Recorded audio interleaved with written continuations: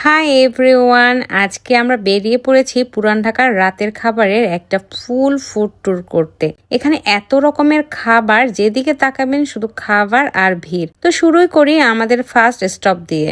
আমরা প্রথমেই চলে আসলাম আল করিম সি ফুড অ্যান্ড কাবাব ঘরে। শুনেছি এখানকার কাবাব খুবই ফেমাস, তাই ভাবলাম আজকে একটু এক্সপ্লোর করে দেখি। আমাদের প্ল্যান ছিল যত রকম কাবাব পারি টেস্ট করব, কিন্তু সামনে আরো অনেক কিছু খাওয়ার আছে, তাই বেছে নিলাম বটি কাবাব, রেশমি কাবাব আর কাশ্মীরি কাবাব। ট্রাস্ট মি গাইস, প্রথম কামড়েই বুঝলাম এখানে কাবাবের টেস্ট অন্য লেভেল। বটি আর কাশ্মীরি কাবাব দুটোই স্পাইসি আর টপ নচ। রেশমি কাবাব সুপার সফট আর মাউথ মেল্টিং। আর চাটনিগুলো একদম অস্থির গাইস। আল করিম কখনোই ডিসঅ্যাপয়েন্ট করে না। কাবাব খেয়ে একটু বিরতি নিতে চাইলাম, কিন্তু পুরান ঢাকায় বিরতি বলে কিছু নাই। সরাসরি চলে এলাম হানিফ বিরিয়ানিতে। এখানে এসে দেখি জায়গার জন্য যুদ্ধ চলছে। কোন রকম একটা সিট ম্যানেজ করে ফাইনালি বিরিয়ানির জন্য লাইনে ঢুকলাম।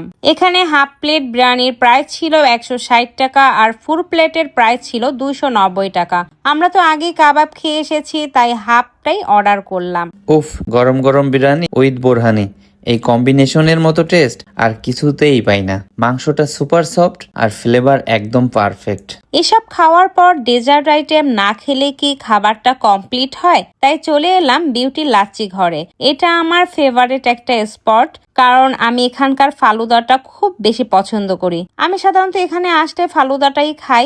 আজকে ফালুদা আর লাচ্ছি দুটোই অর্ডার করলাম। টক দই, চিনি আর গোপন রেসিপির মিশ্রণে তৈরি হয় এই বিশেষ লাচ্ছি। কোনো কৃত্রিম রং নয়, নেই কোনো বাড়তি ঝামেলা, শুধু খাঁটি স্বাদ। আপনি যদি পুরান ঢাকায় আসেন তাহলে বিউটির লাচ্ছি না খেয়ে ফেরা মানে আপনার ভ্রমণটা অসম্পূর্ণ। যাই হোক, এসব খাবার দাবারের পর একটু রয়্যাল ভাইব আনার জন্য চলে গেলাম পান খেতে। একটার পর একটা পান বানানো হচ্ছে, আর প্রতিটা পানই স্বাদে আলাদা, মজায় ভরপুর। এখানে এসে বুঝলাম পানেরও যে এত এত নাম আর ভ্যারাইটিস থাকতে পারে। এতক্ষণে এত কিছু খাওয়ার পর সত্যি বলতে এই পানটাই সবচেয়ে দরকার ছিল। মুখটা একদম ফ্রেশ করে দিল। আজকে আমরা দুই ধরনের পান ট্রাই করলাম, যেটার নাম ছিল বাসমতি পান এবং ডায়াবেটিস পান। দুটোই সুপার টেস্টি এবং পুরো ফুড ট্যুরের পারফেক্ট এন্ডিং।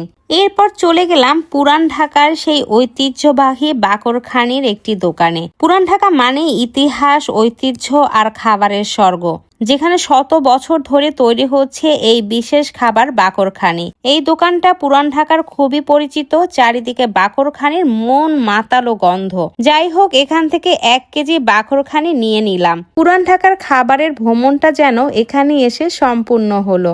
যাই হোক, আজকের ভিডিওটা এখানেই শেষ করলাম। ভিডিওটা যদি ভালো লেগে থাকে তাহলে লাইক আর ফলো দিতে একদম ভুলবেন না। আর এমন আরো গল্পের জন্য আমাদের সাথেই থাকুন। আবার দেখা হবে আরেকটি নতুন জায়গায়, আরেকটা নতুন স্বাদের গল্প নিয়ে। আল্লাহ হাফেজ।